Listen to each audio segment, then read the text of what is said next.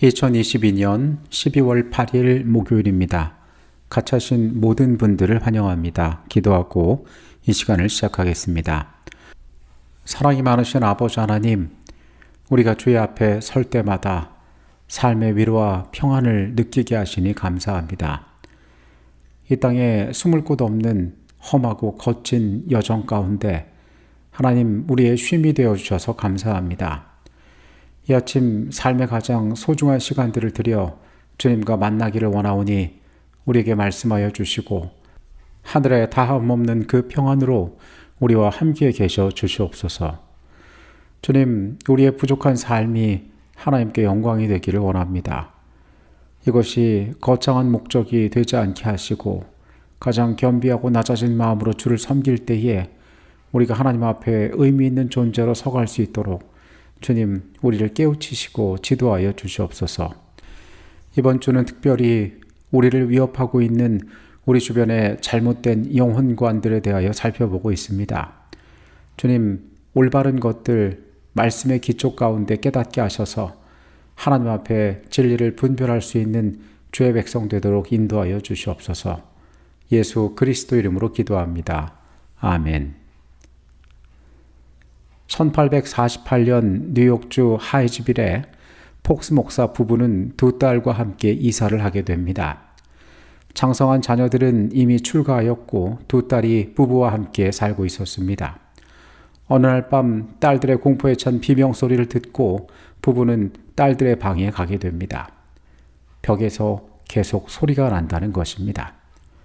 부부가 간 뒤에도 그 집에서는 원인을 알 수 없는 소리가 계속됐습니다. 아무리 원인을 찾아보려고 노력해도 도저히 그 소리의 원인을 찾을 수가 없었습니다. 딸들은 보이지 않는 존재가 있다고 생각하고 그 존재와의 대화를 시작했습니다. 사람의 언어로 대화하는 것이 아니라 특정한 질문에 대해서 설명을 하고 예, 아니오로 대답하라고 묻는 방식으로 질문을 시작하였습니다. 이렇게 시작된 영과의 대화를 통해서 그 집에서 자신들에게 소리를 내었던 존재가 누구인지를 알게 되었는데, 그는 그들이 이사와 살고 있는 그 집에서 5년 전에 억울한 죽음을 죽었던 로너스라는 청년이라는 것을 알게 되었습니다.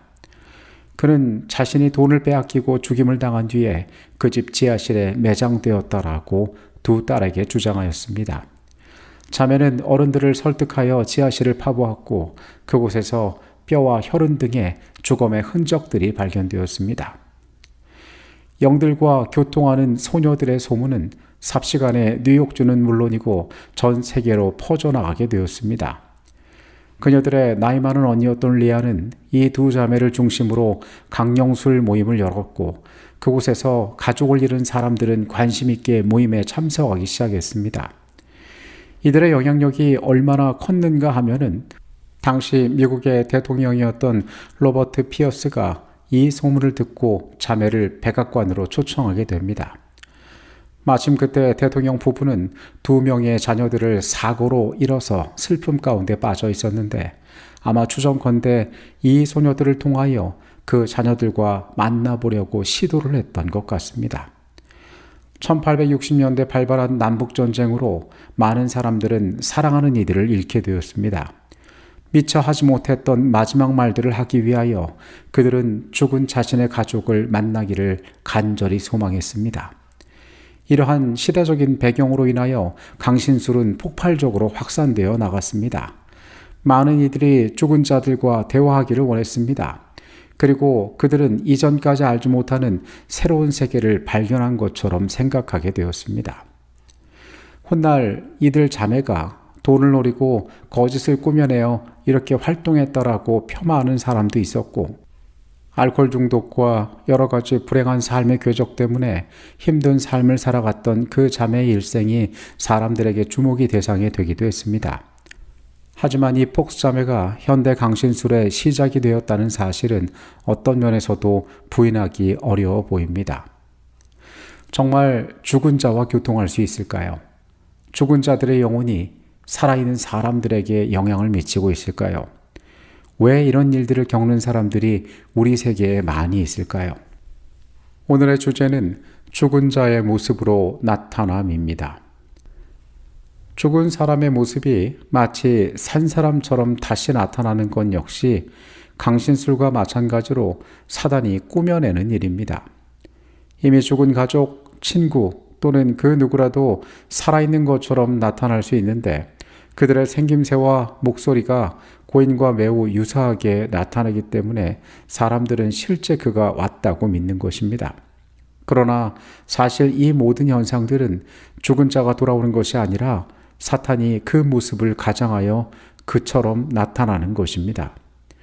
이 모든 사탄의 기만은 하나님의 말씀 위에 굳게 서 있지 않은 자들을 속이기 위하여 사용될 것입니다. 우리가 이번 주 동안 반복하여 확인하지만 하나님의 말씀인 성경은 죽은 자가 영혼으로 부활한다고 이야기하지 않습니다.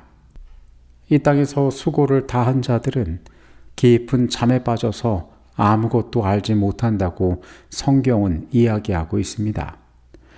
엘렌 G. 화이트는 이 시대에 횡행하는 이러한 믿음들에 대하여 다음과 같이 경고합니다. 사도들의 모양으로 가장하고 나타나는 이 속이는 영들은 사도들이 세상에 있을 때 성경의 지도로 기록한 바와는 전혀 반대되는 말들을 한다. 큰 기만적 연극의 주역으로서 사탄은 자기 자신을 그리스도로 가장할 것이다. 그들의 모습이 사도들의 모습인 것처럼 보이지만은 실제 그들은 사도들의 가르침과는 전혀 다른 말을 하고 있는 것입니다. 일관되지 않은 그 말들 가운데 우리는 사단이 개입하고 있음을 알 수 있습니다. 사단은 기만적인 방법으로 진리를 혼동하게 하고 우리로 하여금 잘못된 길로 가게 하려고 하고 있습니다. 사단은 자신을 속이는 일에 능합니다. 그의 가장 큰 특징은 기만에 있습니다. 고린도후서 11장 14절과 15절의 말씀입니다. 이것은 이상한 일이 아니니라. 사탄도 자기를 광명한 천사로 가장하나니 그러므로 사탄의 일꾼들도 자기를 의의 일꾼으로 가장하는 것이 또한 대단한 일이 아니니라. 그들의 마지막은 그 행위대로 되리라. 우리는 사탄을 갖다가 우둔하고 뿔 달린 미련한 존재처럼 생각하는 경향이 있습니다. 그러나 선지자의 글을 통하여 확인할 수 있는 사실은 사탄은 사람들이 자신을 우매하고 미련한 존재로 보고 희화화하는 것을 즐긴다라고 이야기합니다. 가장 영리하고 탁월한 존재가 치명적인 방법으로 인간을 무너뜨릴 계략을 짜고 있는 것입니다. 우리는 사람들이 어떠한 것을 좋아하고 어떠한 것에 쉽게 무너질지에 대하여 사탄이 잘 알고 있음을 언제나 기억할 필요가 있습니다. 에베소서 6장 10절로 18절의 말씀입니다. 끝으로 너희가 주 안에서와 그 힘의 능력으로 강건하여지고 마귀의 관계를 능히 대적하기 위하여 하나님의 전신갑주를 입으라.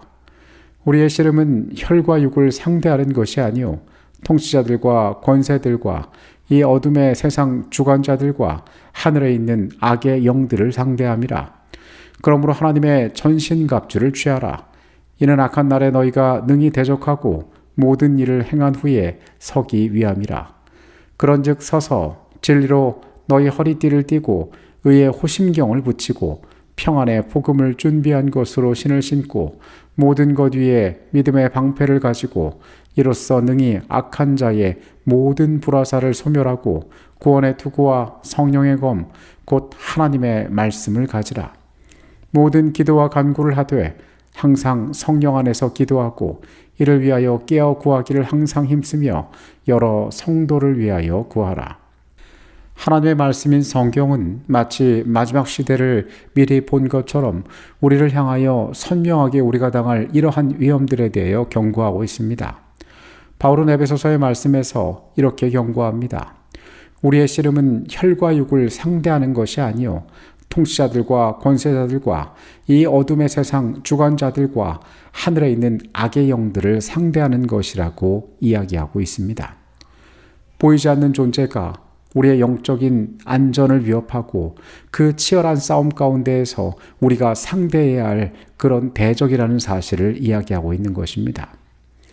이어지는 13절로 18절의 말씀 가운데 하나님의 전신갑주를 입어야만 이러한 위험 가운데에서 우리가 보호받을 수 있음을 강조하고 있습니다.